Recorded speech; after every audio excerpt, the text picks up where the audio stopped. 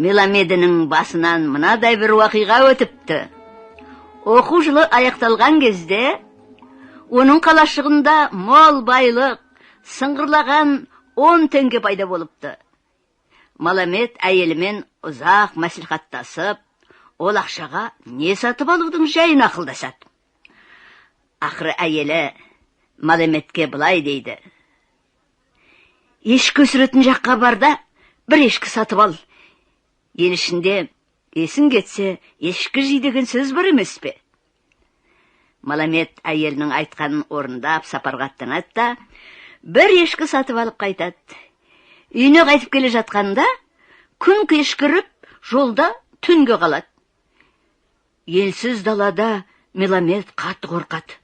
Соны соң жолаушылар тоқтайтын керуен сарайға барып, сонда түнеп шықпақ болады. Маламед шайға бөгіп, масайрап отырғанда, ешкісі қорада шөп жеп тұрады. Біраздан кейін жолаушының қасына керуен сарайының қожасы келеді. Әңгімелесе отырып, ол түнделетіп жүрген кісінің Халем Малеметі екенін біледі. Мұны қалай ажуаласам екен деп ойлаған сарай қожасы қораға кіреді, ешкінің орнына бір текен әкеп байлақ қояды. Ертеңіне таң сәріде Меламед қораға кіріп, ешкісін жібімен жетелеп, жолға шығады. Үйіне қуанышпен оралады.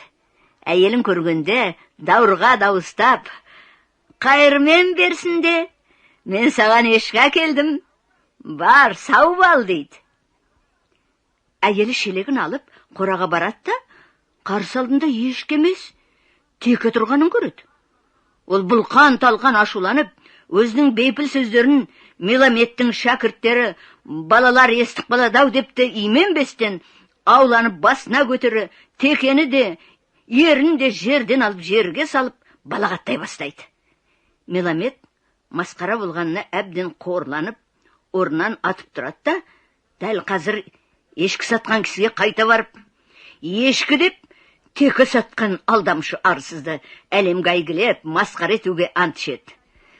Мен танытайын оған кім екенімді, деп ашуға мінеді Меламед.